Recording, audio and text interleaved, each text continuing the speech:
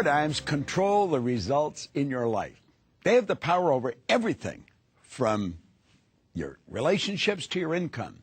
And when you shift your paradigm, everything in your life improves. Hello, I'm Bob Proctor, and I want to welcome you to Paradigm Shift, where we're going to teach you how to make dramatic improvements in the quality of your life. Now, here's something that you may not want to hear, but you've got to learn, and you've got to learn how to deal with it. When you decide to make a paradigm shift, I'm going to tell you what happens. You're going to raise the terror barrier. You're going to hit it like a wall of bricks, but you can go through it, and you don't let it stop you. Now, without understanding the terror barrier, you could keep going back to the start over and over and over again. So the big question is, how are paradigms changed? And here's your answer. It's a lifetime commitment to a daily program of self-improvement. Now think of it. It's a lifetime commitment to a daily program of self-improvement. Now, if you're not involved in a daily program of self-improvement, that could seem like a humongous task. But you're involved in a lifetime commitment to feeding your body. You're involved in a lifetime commitment to showering and sleeping. You're involved in a lifetime commitment to a whole lot of things. Why not just include maybe 30 or 60 minutes a day for the development of your own personality? Do you know, it's like chipping away at a solid vein of gold. You can do nothing but win. So that's really what it's all about. Now, I want you to think of this for a moment. There's a power flowing into your consciousness, and as that power flows into your consciousness, you can make anything you want out of it. But odds are pretty good we're going to think thoughts that are in harmony with our present conditioning. Now, I'm going to ask you to let your present conditioning be represented by X, X-type thoughts. X is the unknown factor. So we've got X-type conditioning, X-type behavior, X-type results. What type of thoughts would a person normally be entertaining? They'd be entertaining X-type thoughts. Let me give you a different way of looking at it. Let's suppose a person's earning $50,000 a year. Their behavior would be the behavior of a person that earns $50,000 a year. The results, $50,000 a year. What do you think they'd be thinking? They would be thinking the thoughts of a person that earns $50,000 a year. X-type thoughts. If it's X-type conditioning and you don't shift the paradigm, you're going to think X-type thoughts. Now, you can entertain other thoughts. You don't have to think X-type thoughts. But that's generally what people will do. Now, I call that bondage. We go from bondage, we go to something called reason. And this is where you entertain a Y-type thought. Y being bigger, better, different than X.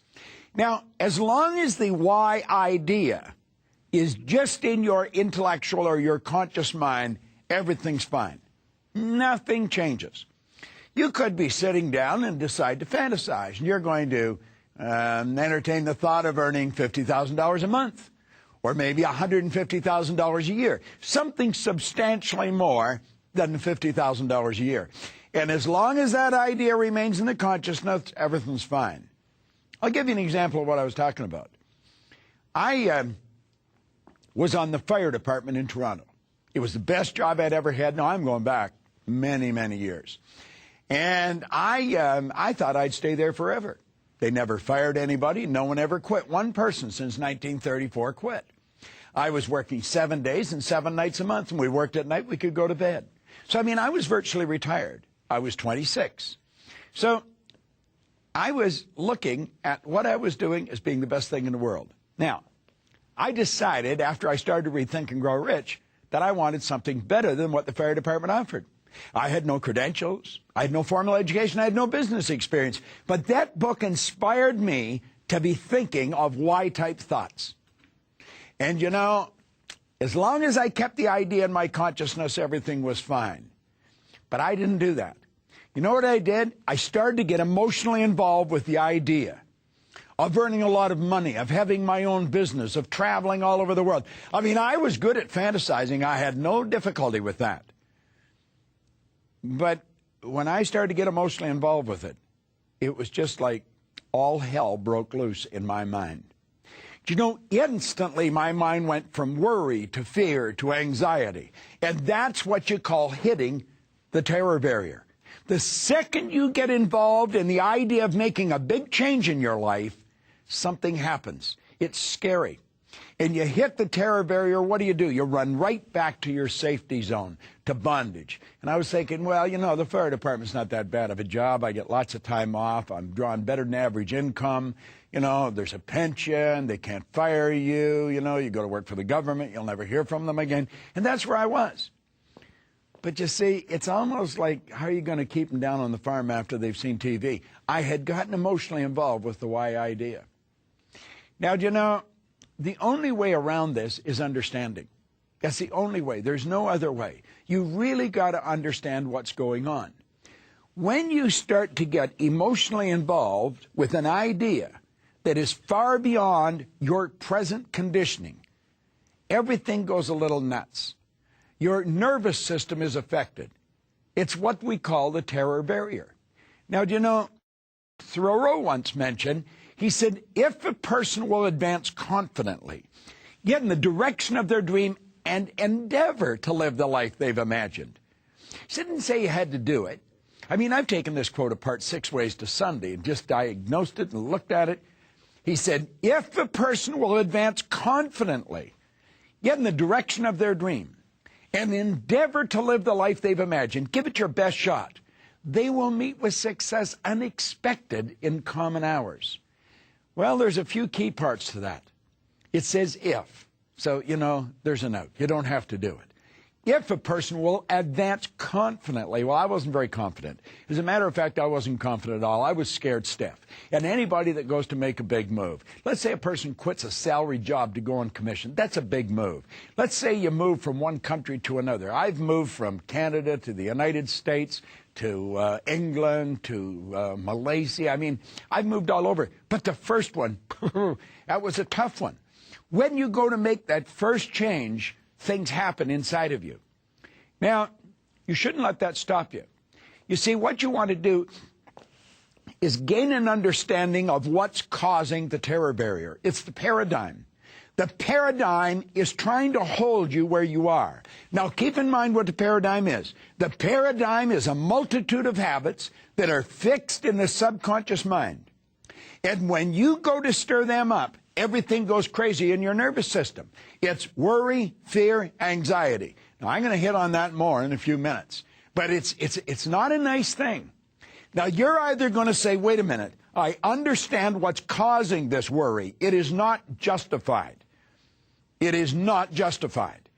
It's the old conditioning that's causing it. But if I get emotionally involved with the worry, that's going to set up fear. And fear must be expressed through the only instrument it can, your physical body. And that's where the anxiety comes from.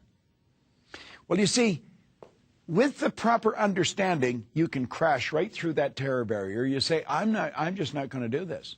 I'm going to go through that terror barrier. I'm going to end up with what I want. And the way to do that is continually play with the why idea over and over and over again. It may be scary, but I'm going to tell you the compensation is phenomenal. And that's where the repetition comes in. Now, that's essentially what I did, but I didn't understand what I was doing. I was reading the book, and I was listening to Earl Nightingale's condensed narration of the book. I'm driving around playing that record on a battery-operated record player. I'm going way back to the early 60s, and I kept playing this thing over and over and over, and I kept reading the book. Everybody told me I was crazy leaving the fire department. Do you know, within a year, I had 10% of the fire department working for me. I had my own company. My dream has been fulfilled. I've got business all over the world. Now I'm on a bigger idea. But I crashed through the terror barrier. I have come to the point where if a goal does not scare and excite me at the same time, I know the goal's probably not any good.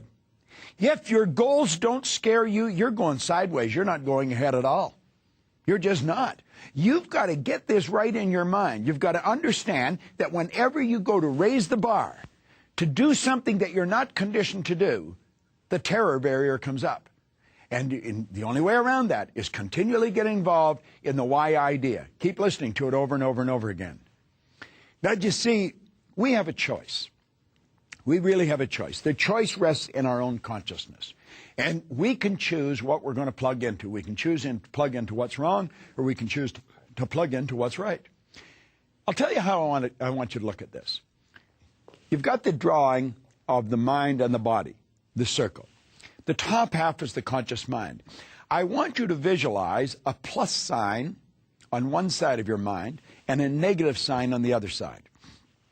That's the negative and the positive. The positive and the negative, the yin and the yang, the inside, the outside, the up, the down, the hot, cold. It's the opposite side of the same thing. Now, you have a choice to which side you're going to plug into. If you are living in an ignorant state, I can guarantee you, when this power flows into your consciousness, the paradigm will take over and you'll start to worry and doubt. Now, above the negative sign, I want you to put the word ignorance. Above the positive sign, put the word knowledge. See, it's knowledge that's going to get you to where you want to go. And the only way to get to the knowledge is to study. There's no other way. But if a person is into the negative, if they're starting to worry and doubt, understand when you're worrying and you're doubting, that is your choice. You have chosen to look at the downside of a situation. It's like the front and the back of something. Both sides are there. You can say, but it's real. It's there. Look at it. And you're right. It is real. You can justify why you should look at it. But that isn't going to do you any good. It's going to take you in the wrong direction. When you consciously get involved in a negative idea and you internalize that idea, you add emotion to it, you set up the only emotion you can, which is fear. Now, fear must be expressed through the only instrument it can be expressed through, your physical body. You see, the body is the instrument of the mind. And that fear is expressed on a physical level as anxiety. Now, most people, when they experience anxiety, they go to a doctor and they get loaded up on Valium. What they should do is understand what's causing the anxiety. But we don't do that. Do you know what the average individual does when they get that negative vibration? They suppress it. They hold it inside. They tell no one about it. They suppress it. And you know what happens when you suppress anxiety? You turn it into depression. Now, stop and think what I'm saying here. You go from an ignorant state, you start worrying. You're looking at all the things that could go wrong. What you should be looking at is all the things that could go right. But we get looking at what could go wrong and we start to worry and we start to doubt. And that's what happens when you hit that terror barrier. It knocks you right over onto the negative side. The doubt and the worry instantly turn into fear, instantly turn into anxiety. I mean, it just happens like that. You're dealing with the central nervous system. It's the most complex electrical system in the universe. Now, I don't think you want to live that way. I don't want to live that way. I used to live that way because I didn't understand what I was doing, what was happening to me. But now I understand what's happening. And instead of suppressing the anxiety, I get rid of it. I expel it. I tell it to get out. Go for a walk. It's not welcome. But a person that suppresses the anxiety, it turns into depression. Depression turns into dis-ease. Now, dis-ease is exactly what it says. It's a body not at ease. And that person's body starts to disintegrate. Now, that is a very, very negative track a person's on. It's important that you understand this. Now, what's the answer? Faith based on understanding is the key to success. Faith based on understanding. Now, blind faith isn't worth much. People say, oh, blind faith. No, blind faith isn't worth much. First time you hit a terror barrier, the faith is gone. You know, there's a cute little story about the guy that's going to walk across the gorge in Niagara. I live real close to Niagara, so I'm very familiar with this. But the rapids are treacherous. I mean, they're just terrible. Well, he put a wire right across the gorge, and he's going to walk across a high wire. So he's up there on his stick, and there's people all over the place, and they're watching. They're saying, go for it, you know. This guy's walking on a wire. He's got a big balancing beam. And then he puts that down, and he puts a wheelbarrow up on it. And he looks at this guy and says, you think I can make it? The guy says, sure, you can make it. He said, get in the barrel. See, he didn't really believe it at all. You know, blind faith. Faith based on understanding. When we understand how our mind functions, when we understand what the paradigm's doing, when we understand that the paradigm is conditioning, it's in every cell of our being, and it flips us right over onto the negative, you know, we're sunk if we don't understand that. But when you do understand it, it's the key to freedom. It really is the key to freedom. Now think, I keep talking about this. There's a power flowing to and through. I want you to visualize an enormous funnel coming right into the top of your head. And there's an energy flowing right into your consciousness. And it has no form. It's pure, unadulterated, creative power. And you can take and you can build any idea you want. You're wondering, I wonder if this will work. I wonder if that works. It doesn't work. We work. It's our focus. It's our focus that determines whether we're going to make something happen or not. We wonder, we think it's something outside. I wonder if the economy will handle it. The economy's got nothing to do with it. I wonder if the marketplace. No. It's not the marketplace. It's ourself. It's our own understanding. When that power flows in, we don't just think, we ask ourselves, what do I really want? And then we understand the paradigm is going to try and stop me. I'm going to overrule that paradigm. I'm not going to let it stop me. So what do? I look at the positive side. How do I do that? It's through understanding. I understand what's going on. I understand the paradigm's trying to stop me from following my dream. Now, there's only one way to develop understanding. There is no other way, just one way, and that's through study. And if you will make a commitment to a lifetime of study, you'll just change one paradigm after another. You'll keep breaking them. And they're going to have to keep being broken. You're going to have to continually have paradigm shifts. Now, I've been working at it consciously and deliberately for 45 years. And I know if I go for another 45 years, and I certainly hope I do, I'm going to continue to break the paradigms. I'm not going to let them control me. I absolutely refuse to. You see, we want to look at how it's going to happen. We want to understand there's laws. We want to understand that God gave us the ability to make choices. We want to know that we can consciously and deliberately choose to move in harmony with the law. And when we do, our whole world begins to change. See, understanding leads to something that everybody needs and very few people have. Understanding leads to faith. Now, faith based on understanding is what moves mountains. And it will move any mountain. It'll change your life. It'll make your life be everything it's supposed to be. Now, when the faith is expressed, remember we said the doubt and the worry causes fear, and the fear causes anxiety. The anxiety is the fear being expressed. Whatever's impressed must be expressed. Well, when you impress understanding upon the subconscious, you develop an emotional state called faith. There's a feeling of strength inside you. You know that you're working with an infinite power that operates in an orderly manner. And so you move into a state of vibration called well-being. Well-being. Now, remember we said the anxiety, its polar opposite, was suppressed? Well-being's not suppressed. Well-being's expressed. Have you ever gone up to anybody and said, hi, how are you? And they look around and say, I'm really excited.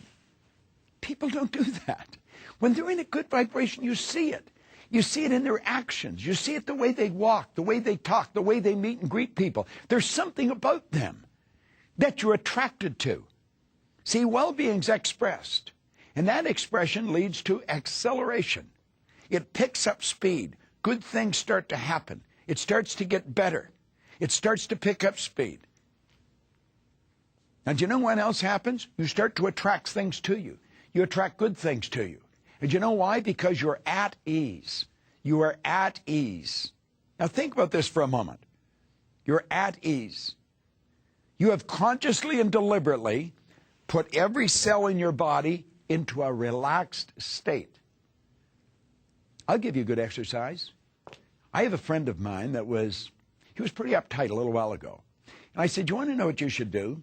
You should get the book, As a Man Thinketh.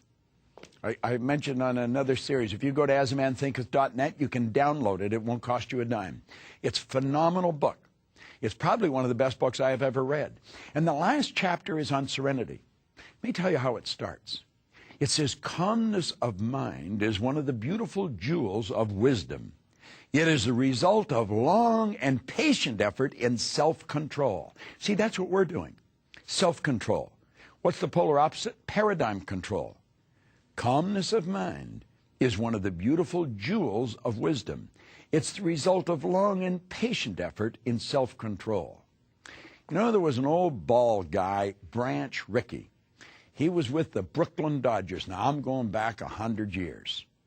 But he was really one of the ball guys of his day. He said he didn't care how far a guy could throw a ball or how accurate. He didn't care how far he could hit it. He didn't care how fast he could run. He didn't care how well he could catch it. If he wasn't as loose as ashes, he wouldn't hire him. Totally relaxed. Have you ever watched the runners when they're getting down to, getting ready to run? They loosen their body. Totally relaxed. Do you know, when you're relaxed, all the chakras are open, the energy's flowing freely through you, you are in the vibration that you should be in to really make things happen in a big way. We're talking about using our creative powers.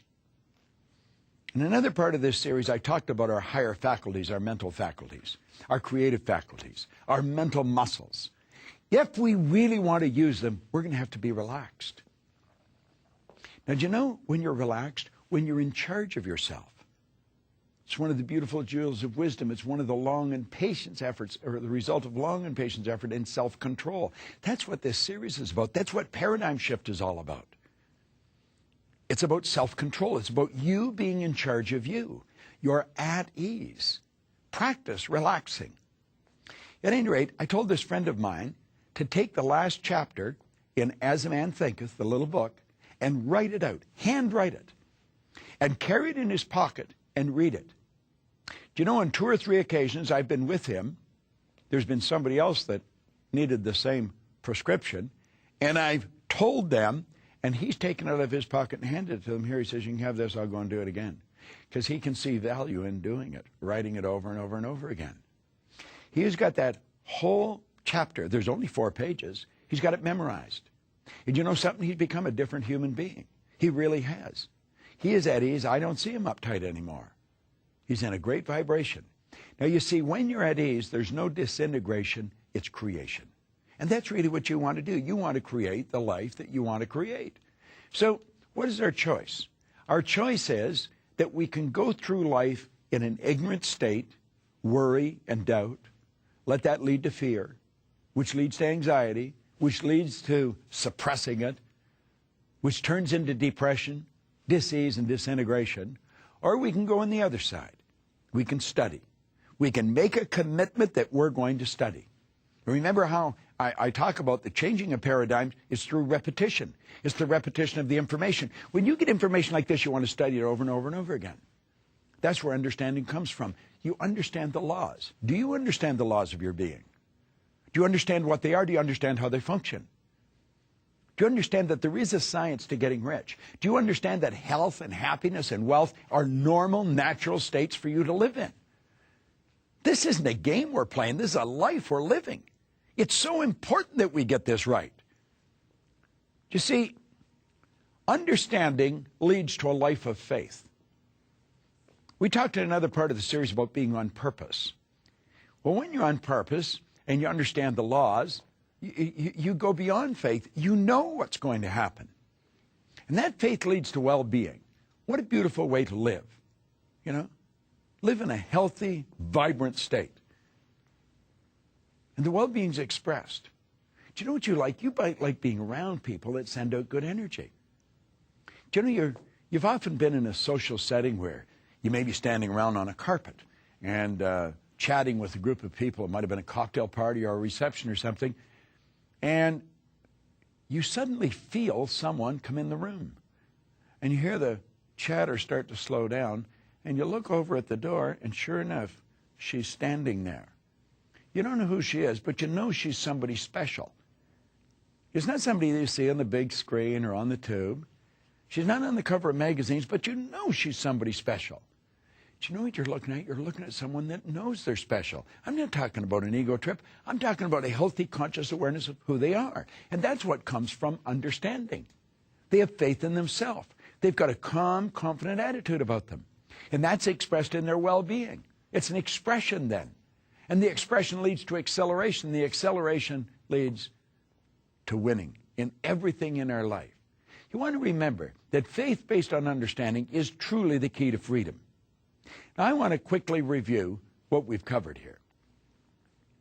We're talking about breaking the paradigms and understanding when we go to shift the paradigm, we are definitely going to run into a terror barrier. It's a scary thing. And it's something that even when you understand it, it still scares you. But you don't let it stop you. It's like hitting a brick wall. You see people doing this all the time. They're making a decision to do something and they back off. They just don't do it. And you wonder why they don't. It's because they're scared and they're living in an ignorant state. They don't know how to change it. You see, your paradigm is controlling your thinking to an enormous degree. You are quite capable, and I don't even know what you earn, but I do know this, you can turn your annual income into a monthly income. You're very capable of doing that. Now, you may think that I'm exaggerating. You can't exaggerate when you start talking about the potential of a human being. Stop and take a look at the way we communicate today. I remember when I was a kid when I saw the first television set. If anybody had told me at that time it was black and white and it was snow and somebody would appear on the screen and then they'd go away again. If somebody had said, listen, in your lifetime, you'll be able to put one on your wrist. Self-contained in living color.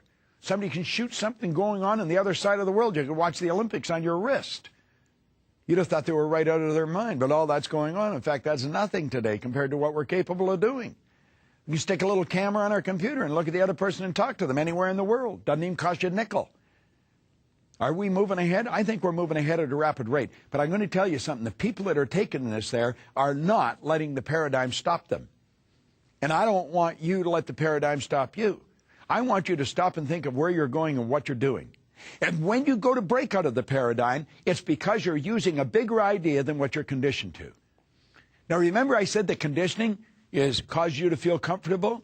It's only when you go to change the conditioning that you feel the discomfort. And when you get emotionally involved with it, you can be thinking of the change. Until you internalize it, nothing happens. But the second you internalize it, everything goes haywire. Why? You're dealing with the central nervous system. You're messing with the paradigm. You've heard the saying, habits die hard. Well, you put 1,000,000 of them together and see what happens.